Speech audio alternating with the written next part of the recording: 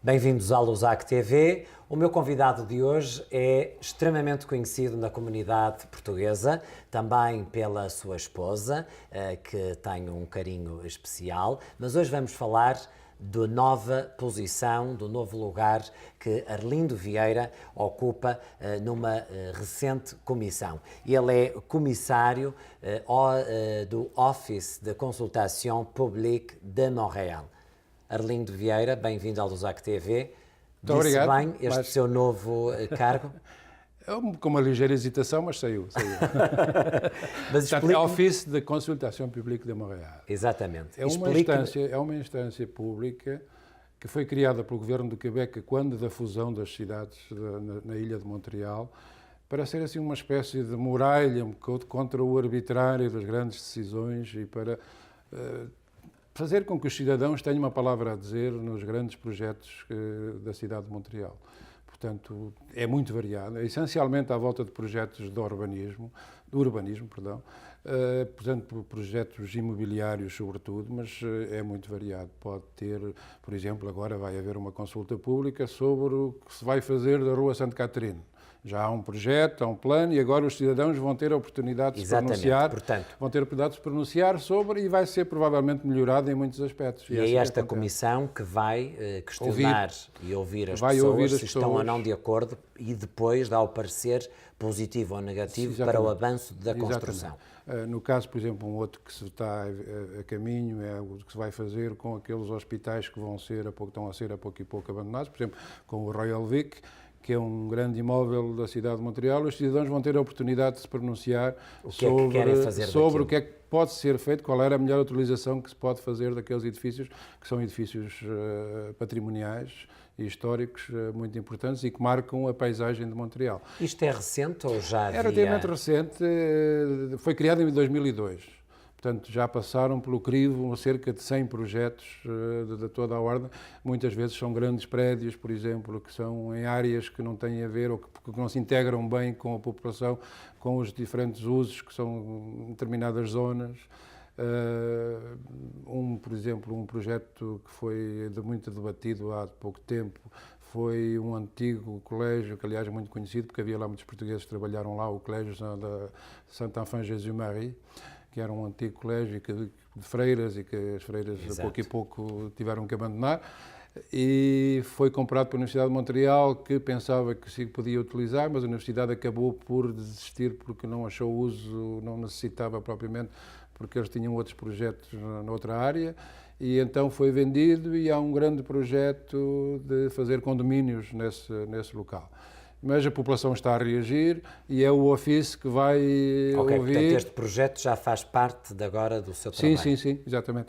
Portanto, vai haver uma fase de consultas públicas onde se vai explicar o que é o projeto. Quem é que pode ir a esta consulta pública e exprimir-se? Eu posso ir, se eu quiser? Não importa quem. Todas as pessoas que tenham um certo interesse ou que tenham a peito, enfim, o urbanismo. Normalmente são residentes, próximos. Em grande parte, muitas vezes, são aqueles que mais diretamente afetados pelo projeto. Mas também podem ser outros e organismos que se dedicam ao património e às heranças históricas de Montreal, muitas vezes também vêm dar o seu parecer.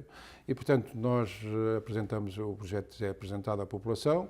A população, por vezes, já tem um certo conhecimento, mas tem a oportunidade de vir esclarecer e fazer perguntas e conhecer mais a fundo todo o projeto. Aliás, o projeto também está bem detalhado no sítio web do Office. Exato. Portanto, as pessoas que acompanham estas coisas normalmente já sabem como é que funciona, mas se não, vêm a uma sessão pública e fazem as perguntas e depois têm a oportunidade também de reagir por escrito. Há muita gente que apresenta o que nós chamamos de memorandos, de mémoire, portanto, que por escrito. E depois o Office, portanto, os comissários dirigem essa fase de consulta e depois analisam e ouvem, também podem ouvir outras pessoas, peritos em várias áreas, arquitetos, paisagistas ou outros, ou sociólogos mesmo, porque por vezes têm consequências importantes na organização sei lá, se não houver ou se houver, por exemplo, habitações sociais num projeto de condomínios, normalmente terá que haver uma parte de habitação tipo mais acessível. Portanto, nós temos que ouvir também, por vezes, indivíduos com qualificações específicas e que nos vêm indicar, e depois nós fazemos um resumo de tudo isso. Pode-se dar o caso de que nas vossas consultas públicas surja uma ideia para acrescentar ao projeto e vocês depois comunicam e o projeto pode ser alterado? É uma das vantagens desta forma de participação cívica, que é muito interessante, é que dá a oportunidade aos cidadãos de melhorar o projeto. De participar ativamente De participar ativamente, e que isso tem acontecido muita vez, que eu tenho acompanhado os trabalhos do Office, acontece muita vez que o projeto é melhorado por sugestões dadas pelos cidadãos que vieram, e porque havia às vezes um pormenor naquele projeto que realmente era um irritante e que as pessoas achavam que aquilo assim não tinha sentido, ou porque tinha andares demais, ou porque tinha um muro que era muro caseiro fechado e que não tinha aberturas, etc. E coisas assim do género que é muito interessante. E por vezes já houve vários projetos que foram... O ofício não tem o direito, nem tem o poder de bloquear cancelar em si um projeto, mas tem uma grande credibilidade e é muito difícil depois as autoridades irem de encontro a um parecer do ofício. Sobretudo se for no sentido declaradamente de rejeitar aquele projeto. E já aconteceu várias vezes que há alguns projetos que foram apresentados que não tinham cabimento, pelo menos naquele enquadramento, naquela área, etc., que eram declaradamente inaceitáveis. E o ofício pronunciou-se e depois os projetos não foram avante. Claro. Já que estamos a falar de projetos, não sei se já sabe ou não, o que é que vai acontecer ao antigo Hospital Royal Victoria? Já há em mente projetos? Há vários projetos, aliás. O mais sério, parece mais sério, que talvez seja é uma boa avenida a explorar, é a Universidade de McGill. É uma expansão, seria uma expansão, o que seria uma continuação um pouco de uma função mais pública e social de interesse comum. Mas há sempre os especuladores e os interessados. Não vai ser um hotel de luxo. Pois, também há projetos nesse sentido, e os famosos condomínios, porque está numa área absolutamente maravilhosa, não é? Claro. A flanco da montanha, próximo do centro da cidade. Pode imaginar que até já da Ásia vieram projetos que estão sobre a mesa para, enfim, esse é um projeto que tem muita gente ávida de poder participar e de poder instalar-se ali. Exatamente. É isso que serve a consulta. A consulta vai determinar, provavelmente, a orientação, é o que a população provavelmente vai se pronunciar. A população mais deseja para aquele projeto. A população mais deseja e provavelmente vai haver daquilo que se desenha, muita gente que está oposta a que haja mais condomínios naquela área e que seja uma área habitacional e que seja propriamente preservada para uma utilidade pública. Provavelmente que a McGill terá um passo em frente, mas a McGill tem que montar o projeto, financiá-lo, etc. O Governo provavelmente terá que intervir, porque a McGill já disse sozinha, a McGill não tem a possibilidade, porque há custos importantes.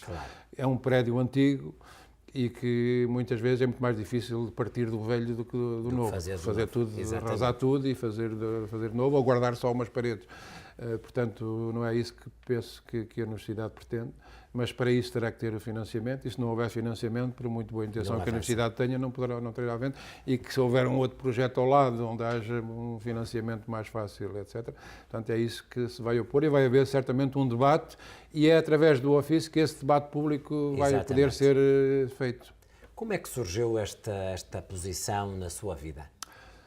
Bem, eu estou numa fase já de pré-reforma, portanto, andava à procura de um projeto, enfim, em que eu me pudesse sentir útil para digamos, a sociedade e para a comunidade, e tinha dado a saber, dentro dos meus conhecimentos e das minhas ligações. Na realidade, eu fui contactado porque eles estavam a precisar de alguém, de um advogado, porque têm muitas competências, são cerca de 30 comissários que fazem parte, porque há diferentes projetos ao mesmo tempo, que correm ao mesmo tempo.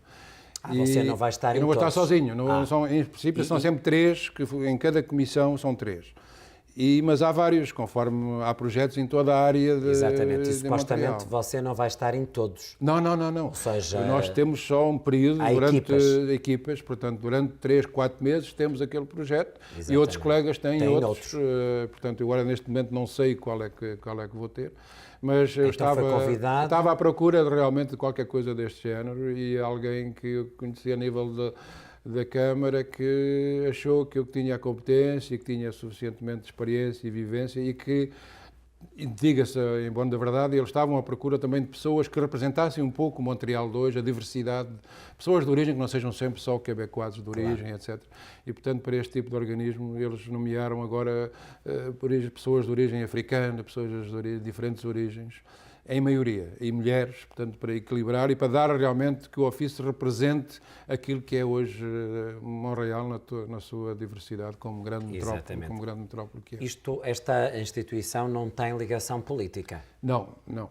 É um organismo que é uma instância que é neutra e é isso que lhe dá a força e a credibilidade. E tem indivíduos de muita grande craveira, de universitários, arquitetos, paisagistas, pessoas normalmente também como eu, um bocado em fim de carreira e que já não precisam disto para fazer currículo, mas que têm, claro, a credibilidade de uma vida que foi afirmada. Ou seja, este tipo de função não é num início de uma vida profissional, não, em geral, não, mas num fim em geral não, apesar de também eles terem nomeado agora um jovem, porque queriam também alguém com uma perspectiva um pouco mais moderna, mas em geral são pessoas mais universitárias muitas vezes, que já estão reformados, etc., mas que querem contribuir para o bem público e que se oferecem. O que é que faz paralelamente a isso? Exatamente está a fazer o quê? Ou a concluir o quê na sua vida profissional? Na minha vida profissional tenho ainda alguns contratos, sobretudo trabalho para algumas firmas de advogados. Ainda como advogado? Digamos assim, enquanto advogado, que a gente chama ad hoc, segundo certo tipo de dossiês, numa áreas que foram mais da minha experiência e da minha... Qual é a mais sua relacionado. Especialidade? Qual é mais a sua especialidade? A minha especialidade foi durante muito... No princípio eu fui jornalista, fiz um pouco de tudo. Fiz muito direito familiar, divórcios, coisas de género, e depois um pouco do advogado da aldeia, todos os poucos coisas. Porque eu fui o primeiro advogado português e na altura toda a gente vinha com o seu pequeno problema a tentar resolver. Depois, a pouco e pouco, fui especializando, depois, numa dada altura, concentrei-me mais na área de imigração e refugiados.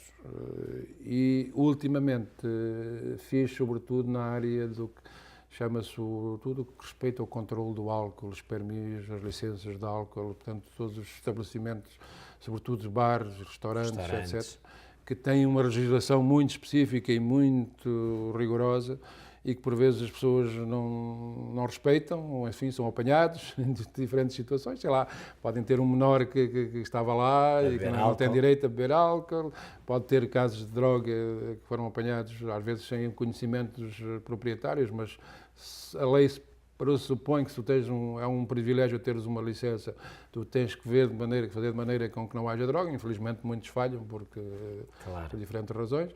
E etc. Portanto, eu especializei-me também um pouco nessa área porque tinha feito como juiz na mesma área. Portanto, exatamente, você fez parte do tribunal? Sim, é um tribunal administrativo que atua nessa área, um pouco mais alargada, porque não é só o álcool, que tinha também a ver com o bingo, com as loterias vídeo, com as corridas de cavalos, etc., toda essa área, mas a grande maioria era tudo o que relacionava com as licenças de álcool.